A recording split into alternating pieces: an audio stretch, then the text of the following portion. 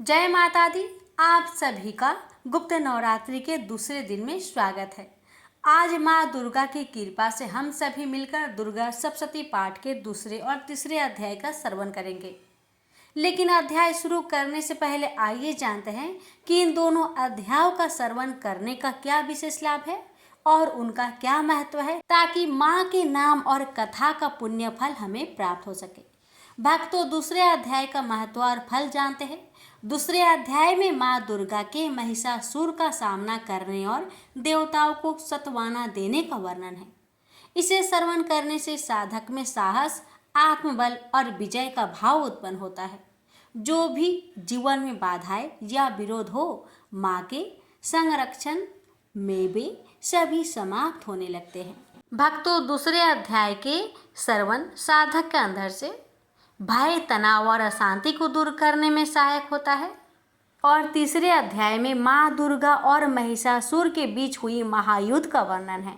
इसे श्रवण करने से साधक में दिव्य ऊर्जा, धर्म की रक्षा करने का भाव और विजय का विश्वास जागृत होता है।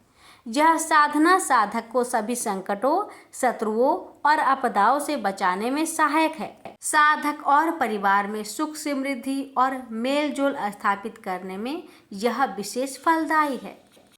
तो आइए माँ दुर्गा के नाम का स्मरण करते हुए श्रद्धा और विश्वास के साथ दुर्गा सप्तशती के दूसरे और तीसरे अध्याय का श्रवण करें और माँ का स्नेहपूर्ण आशीर्वाद प्राप्त करें। प्रेम से बोलिए जय माता दी। जय माता दी। आप सभी भक्तों पर माता रानी की कृपा सदा बनी रहे। आज सुनिए चैत्र नवरात्रि के दूसरे दिन श्री दुर्गा सप्तशती पाठ का तीसरा और चौथा अध्याय। भक्तों, श्री दुर्गा सप्तशती पाठ के दूसरे अध्याय में आप सुनेंगे देवताओं के तेज से देवी की प्रादुर्भाव और महिषासुर की सेना की वध की कथा। महर्षि मेधा बोले, प्राचीन काल में देवताओं और असुरों में पूरे 100 वर्ष तक घोर युद्ध हुआ था। उनमें असुरों का स्वामी महिषासुर था और देवराज इंद्र देवताओं के नायक थे। इस युद्ध में देवताओं की सेना परास्त हो गई थी और इस प्रकार संपूर्ण देवताओं को जीत महिषासुर इंद्र बन बैठा था। युद्ध के पश्चात हारे हुए देवता प्रजापति श्री ब्रह्मा को साथ लेकर उस स्थान पर पहुंचे जहां पर कि भगवान शंकर विराजमान थे। देवताओं ने अपनी हार का सारा वृत्तांत भगवान श्री विष्णु और शंकर जी से कह सुनाया। वह कहने लगे, प्रभु, महिषासुर सूर्य, इंद्र, अग्नि, वायु, चंद्रमा, यम, वरुण तथा अन्य देवताओं के सब अधिकार छीनकर सबका अधिष्ठात्र स्वयं बन गया है। उसने समस्त देवताओं को स्वर्ग से निकाल दिया। वह मनुष्यों की तरह पृथ्वी पर विचर रहे हैं। दैत्यों की सारी करतूत हमने आपको सुना दी है और आपकी शरण में इसलिए आए हैं कि आप उनके वध का कोई उपाय सोचे। देवताओं की बातें सुनकर भगवान श्री विष्णु और शंकर जी को दैत्यों पर बड़ा गुस्सा आया। उनकी भौहें तन गई और आंखें लाल हो गई। गुस्से में भरे हुए भगवान विष्णु के मुख से बड़ा भारी तेज निकला और उसी प्रकार का तेज भगवान शंकर, ब्रह्मा और इंद्र आदि दूसरे देवताओं के मुख से प्रकट हुआ। फिर वह सारा तेज एक में मिल गया और तेज का पुंज वह ऐसी दिखता था जैसे कि ज्वलमान पर्वत हो। देवताओं ने देखा कि उस पर्वत की ज्वाला चारों ओर फैली हुई थी और देवताओं के शरीर में प्रकट हुए उस तेज की किसी अन्य तेज से तुलना नहीं हो सकती थी। एक स्थान पर इकट्ठा होने पर तेज एक देवी के रूप में परिवर्तित हो गई और अपने प्रकाश से तीनों लोकों में व्याप्त जान पड़ा। वह भगवान शंकर का तेज था। उससे देवी का मुख प्रकट हुआ। यमराज के तेज से उनके सिर के बाल बने। भगवान श्री विष्णु के तेज से उनकी भुजाएं बनी। चंद्रमा के तेज से दोनों स्तन और इंद्र के तेज से जंघा और पिंडली तथा पृथ्वी के तेज से नितंब भाग बना। ब्रह्मा जी के तेज से दोनों चरण और सूर्य के तेज से उनकी उंगलियां पैदा हुई और कुबेर के तेज से नासिका बनी। प्रजापति के तेज से उनकी दांत और अग्नि के तेज से उनके नेत्र बने। संध्या के तेज से उनकी भौहें और वायु की तेज से उनकी कान प्रकट हुए। इस प्रकार उस देवी का प्रादुर्भाव हुआ था। महिषासुर से पराजित देवता उस देवी को देखकर अत्यंत प्रसन्न हुए। भगवान शंकर ने अपने त्रिशूल से एक त्रिशूल निकालकर उस देवी को दिया और भगवान विष्णु ने भी अपने चक्र में से चक्र निकालकर उस देवी को दिया। वरुण ने देवी को शंख भेंट किया। अग्नि ने उन्हें शक्ति दी। वायु ने उन्हें धनुष बांध दिए। सहस्त्र नेत्र वाले श्री देवराज इंद्र अपने वज्र से उसे उत्पन्न करके वज्र को देवी को दिया और ऐरावत हाथी का घंटा उतारकर देवी को भेंट किया। यमराज ने उन्हें काल दंड में से एक दंड दिया। वरुण ने पास दिए। प्रजापति ने स्फटिक की माला दी और श्री ब्रह्मा जी ने कमंडल दिया। सूर्य ने देवी के समस्त रोमों में अपनी किरणों का तेज भर दिया। काल ने चमकती हुई ढाल और तलवार दी तथा उज्जवल हार और दिव्य वस्त्र उसे भेंट किए और इनके साथ ही दिव्य चूड़ामणि दी। 2 कुंडल, कंगन, उज्जवल अर्धचंद्र, बाहों के लिए बाजूबंद, चरणों के लिए नूपुर, गले के लिए सुंदर हसली और अंगुलियों के लिए रत्नों की बनी हुई अंगूठियां उसे दी। विश्वकर्मा ने उनको फरसा दिया और उसके साथ ही कई प्रकार के अस्त्र और अमेध कवच दिए और इसके अतिरिक्त उसने उसे कभी ना कुमलाने वाले कमलों की मालाएं भेंट की। जल निधि ने सुंदर कमल का फूल भेंट किया। हिमालय ने सवारी के लिए सिंह और तरह तरह के रत्न देवी को भेंट किए। यक्षराज कुबेर ने मधु से भरा हुआ पात्र और शेष नाग ने उन्हें बहुमूल्य मणियों से विभूषित नागहार भेंट किया। इसी तरह दूसरे देवताओं ने भी उसे आभूषण और अस्त्र देकर उनका सम्मान किया। इसके पश्चात देवी ने उच्च स्वर से गर्जना की। उसके इस भयंकर नाद से आकाश गूंज उठा। देवी का वह उच्च स्वर से किया हुआ सिंहनाद समा ना सका। आकाश उनके सामने छोटा प्रतीत होने लगा। उससे बड़े जोर से प्रतिध्वनि हुई जिससे समस्त विश्व में हलचल मच गई और समुद्र कांप उठे। पृथ्वी डोलने लगी और सबके सब पर्वत हिलने लगे। देवताओं ने उस समय प्रसन्न होकर सिंह वाहिनी जगत मई से कहा, हे देवी तुम्हारी जय हो। साथ ही महर्षियों ने भक्ति भाव से विनम्र होकर उनकी स्तुति की। संपूर्ण त्रिलोकी को शोकमान देखकर दैत्यगण अपनी सेनाओं को साथ लेकर और हथियार आदि सजाकर उठ खड़े हुए। महिषासुर के क्रोध का कोई परावर न था। उसने क्रोध में भरकर कहा, यह सब क्या उत्पात है। फिर वह अपनी सेना के साथ उस ओर दौड़ा जिस ओर से भयंकर नाद का शब्द सुनाई दिया था और आगे पहुंचकर उसने देवी को देखा जो कि अपनी प्रभा से तीनों लोकों को प्रकाशित कर रही थी। उसके चरणों के भार से पृथ्वी दबी जा रही थी। माथे के मुकुट से आकाश में एक रेखा सी बन रही थी और उसके धनुष के टंकार से सब लोग क्षुब्ध हो रहे थे। देवी अपनी सहस्त्रों भुजाओं को संपूर्ण दिशाओं में फैलाए खड़ी थी। इसके पश्चात उनका दैत्यों के साथ युद्ध छिड़ गया और कई प्रकार के अस्त्र शस्त्रों से सबकी सब दिशाएं उद्भासित होने लगी। महिषासुर की सेना का सेनापति चिछुर नामक एक महान असुर था।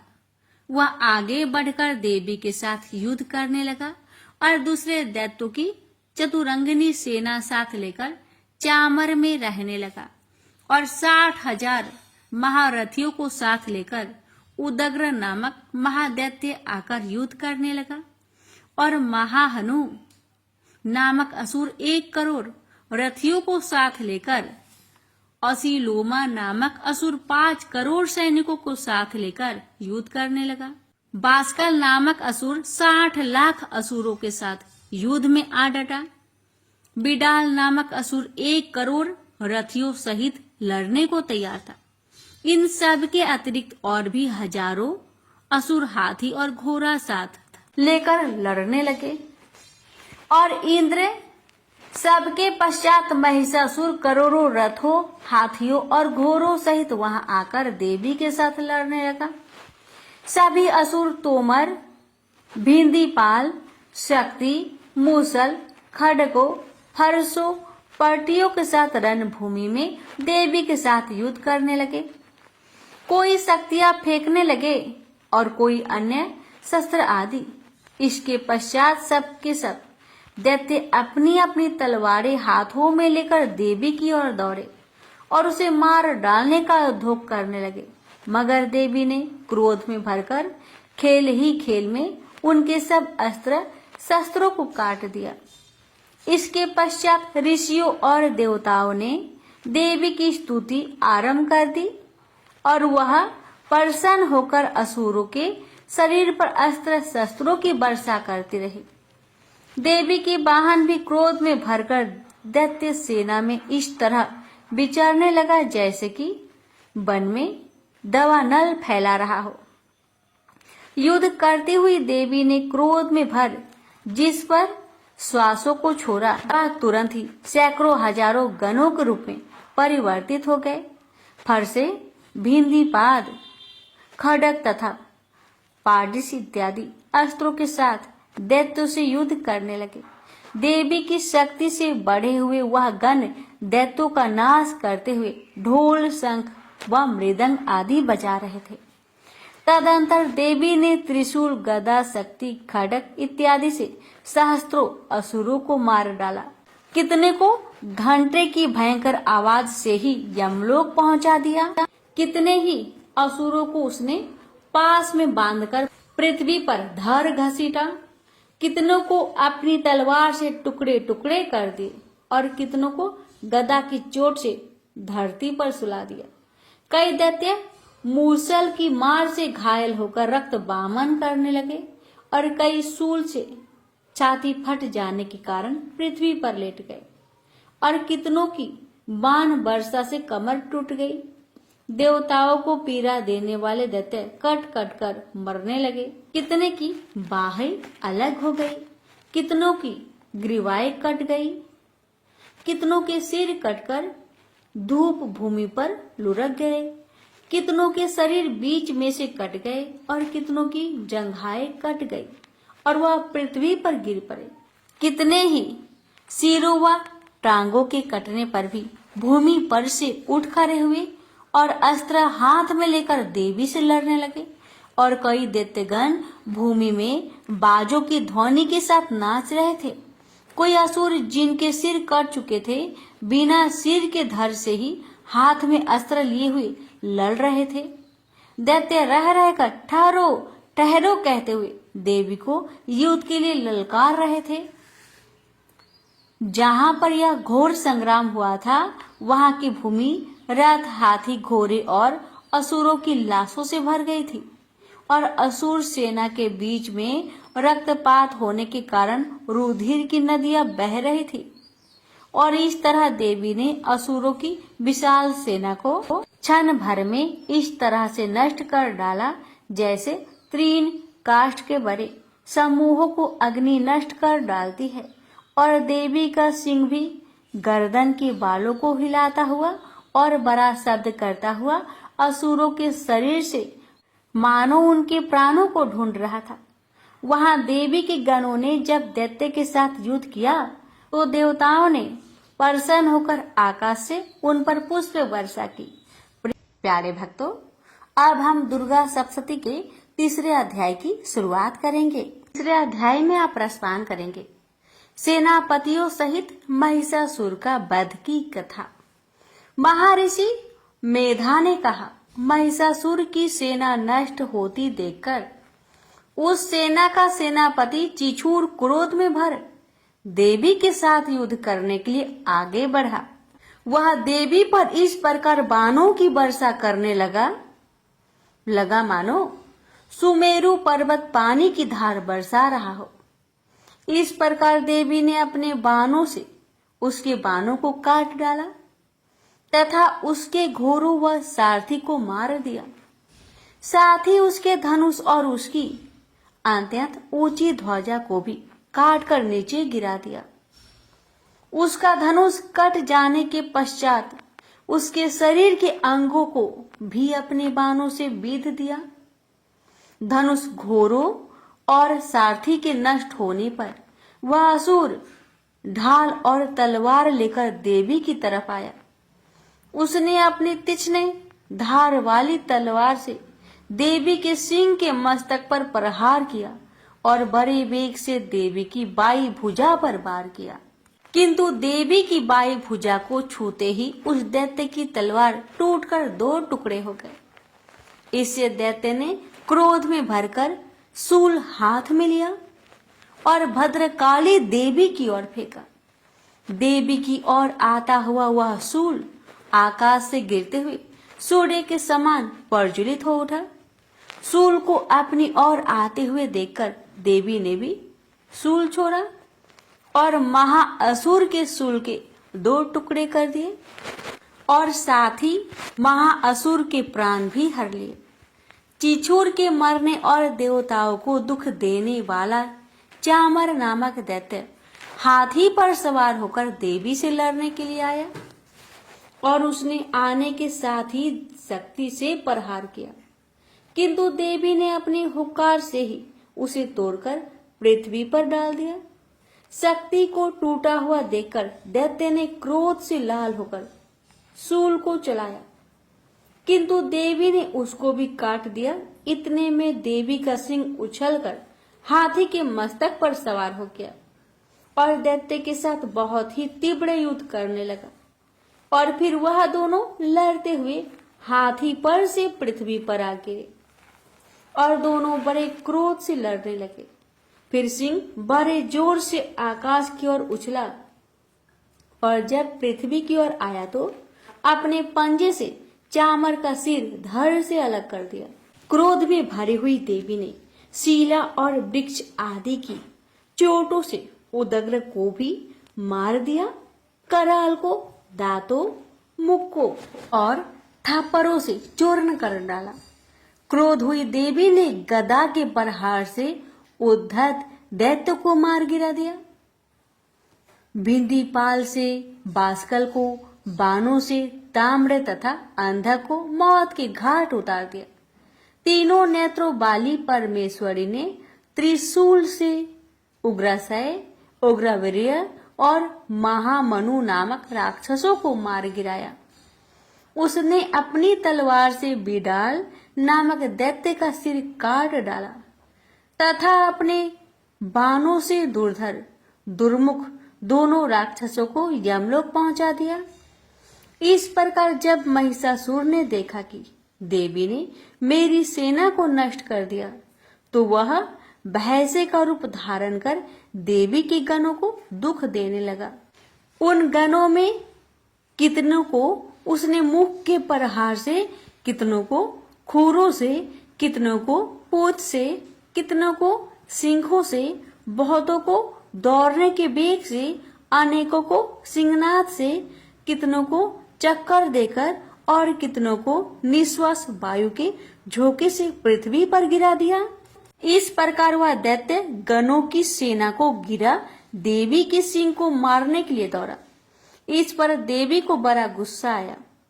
उधर दैत्य भी क्रोध में भरकर धरती को खूरों से खोदने लगा तथा सिंगों से पर्वतों को उखाड़ उखाड़ कर धरती पर फेंकने लगा और मुख से शब्द करने लगा। महिषासुर के वेग से चक्कर देने के कारण पृथ्वी क्षुब्ध होकर फटने लगी। उसकी पूंछ से टकारा कर समुद्र चारों ओर फैल गया। हिलते हुए सिंहों के आघात से मेघ खंड खंड हो गए और श्वास से आकाश में उड़ते हुए पर्वत गिरने लगे। इस तरह क्रोध में भरे हुए राक्षस को देख चंडिका को भी क्रोध आ गया और वह उसके मारने के लिए क्रोध में भर गई। देवी ने पास फेंककर दैत्य को बांध लिया। उसमें बंध जाने पर दैत्य का रूप त्याग दिया और सिंह का रूप बना लिया। और जो ही देवी उसका सिर काटने के लिए तैयार हुई, उसने पुरुष का रूप बना लिया। जो ही हाथ में तलवार लिए था, देवी ने तुरंत ही अपने बाणों के साथ उस पुरुष को उसकी तलवार ढाल सहित बीध डाला। इसके पश्चात वह हाथी के रूप में दिखाई देने लगा और अपनी लंबी सूंड से देवी के सींग को खींचने लगा और गरजने लगा। देवी ने तलवार से उसकी सूंड काट डाली। तब राक्षस ने एक बार फिर भैंसे का रूप धारण कर लिया और पहले की तरह चर अचर जीवों सहित समस्त त्रिलोकी को व्याकुल करने लगा। इसके पश्चात क्रोध में भरी हुई देवी बारंबार उत्तम मधु का पान करने लगी और लाल लाल नेत्र करके हंसने लगी। उधर बल वीर्य तथा मद से क्रोध हुआ दैत्य भी गरजने लगा। अपने सिंगों से देवी पर पर्वतों को फेंकने लगा। देवी अपने बाणों से उसके फेंके हुए पर्वतों को चूर्ण करती हुई बोली, ओ मूर्ख, जब तक मैं मधुपान कर रही हूँ तब तक तू गरज ले, और इसके पश्चात मेरे हाथों से तेरी मृत्यु हो जाने पर देवता गरजेंगे। महर्षि मेधा ने कहा। यूं कहकर देवी उछलकर उस दैत्य पर जा चढ़ी और उसको अपने पैर से दबाकर सूल से उसके गले पर आघात किया। देवी के पैर से दबने पर भी दैत्य ने अपने दूसरे रूप से अपने मुख से बाहर होने लगा। अभी वह आधा ही बाहर निकला हुआ था कि देवी ने अपने प्रभाव से उसे रोक दिया। जब वह आधा निकला हुआ ही दैत्य युद्ध करने लगा तो देवी ने अपनी तलवार से उसका सिर काट दिया। इसके पश्चात सारी राक्षस सेना हाहाकार करती हुई वहां से भाग खड़ी हुई और सब देवता अत्यंत प्रसन्न हुए और ऋषियों महर्षियों सहित देवी की स्तुति करने लगे। गंधर्वराज गान करने तथा अप्सराएं नृत्य करने लगी। प्रेम से बोलिए जय माता दी। माता रानी आप सभी भक्तों पर अपनी कृपा सदा बनाए रखे। भक्तों, अब हम अगला अध्याय कल के वीडियो में सुनेंगे। देवी माता के आशीर्वाद आप पर और आपके पूरे परिवार पर सदा बने रहे।